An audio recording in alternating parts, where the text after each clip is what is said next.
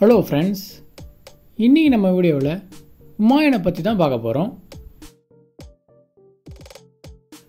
முகல் எம்பரஸில் வந்த இரண்டாவது மிகப்பெரிய கிங் தான் பார்த்தீங்கன்னா உமாயூன். உமாயூனோட ஒரிஜினல் நேம் என்னன்னு பார்த்தீங்கன்னா நாசிருதீன் முகமது. இவர் அரசராக பதவியேற்ற பிறகு தான் இவருக்கு உமாயூன்ற பேர் வந்துச்சு. இவரோட ஆட்சி காலம் பார்த்தீங்கன்னா 1530 to 1540, அப்புறமா 1555 to 1556. ஸோ இது வரைக்கும் இவர் ஆட்சி புரிஞ்சிருக்காரு. உமாயூன் பார்த்தீங்கன்னா 6th March 1508 அன்றைக்கி தான் பிறந்தார். இவர் பார்த்தீங்கன்னா இப்போ இருக்கிற ஆப்கானிஸ்தானில் இருக்கிற காபூல்ன்ற இடத்துல தான் பிறந்தார். உமாயூன் பார்த்தீங்கன்னா பாபருக்கும் மஹம் பேகமுக்கும் பிறந்தவர்.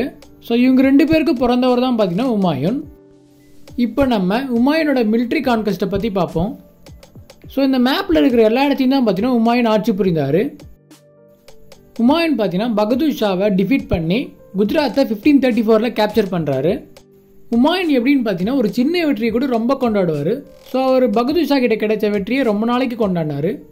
ஸோ இப்படி கொண்டாடும் போது ஆப்கான் ரூலர் ஷேர்ஷா டெல்லியை நோக்கி படையெடுத்தார். ஸோ இப்படி ஆப்கான் ரூலர் ஷேர்ஷா சூரிக்கும் உமாயூனுக்கும் நடந்த போர் தான் பார்த்தீங்கன்னா பேட்டில் ஆஃப் சௌசான்னு சொல்லுவோம்.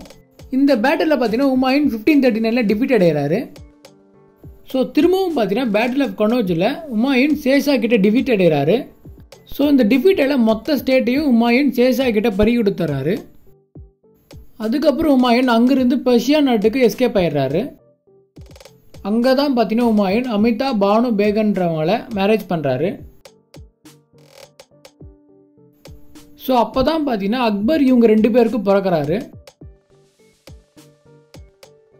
இப்போ நம்ம ரீஸ்டோரேஷன் ஆஃப் முகல் எம்பையரை பற்றி பார்ப்போம். ஸோ 15 இயர்ஸ் கழிச்சு உமாயூன் அவரோட மிலிட்ரியோட பைரம் கான் சப்போர்ட்டோட டெல்லியை நோக்கி வந்து ஷேர்ஷாவோட சன்னை டிஃபீட் பண்ணி திரும்பவும் முகல் எம்பையரை 1555 டெல்லியில் ரீஸ்டோர் பண்ணுறாரு. ஸோ திரும்பவும் பார்த்தீங்கன்னா உமாயூன் 1555 ரூலர் ஆஃப் முகல் எம்பையராக பதவி ஏற்றுக்கிட்டாரு. இப்போ நம்ம கடைசியாக உமாயூனோட டெத்தை பற்றி பார்ப்போம். உமாயூன் பார்த்தீங்கன்னா 27th Jan 1556 இறந்து போயிடுறாரு. ஸோ உமாயூன் இறந்ததுனால அவருடைய சன் அக்பர் அடுத்த ரூலராக பதவி ஏற்றுக்கிட்டாரு. ஸோ ஓகே ஃப்ரெண்ட்ஸ், உங்களுக்கு இந்த வீடியோவில் உமாயூனை பற்றி புரிஞ்சிருக்கும்னு நம்புகிறேன். உங்களுக்கு இந்த வீடியோ பிடிச்சிருந்தா லைக் பண்ணுங்கள், ஷேர் பண்ணுங்கள், சப்ஸ்கிரைப் பண்ணுங்கள். தேங்க்யூ.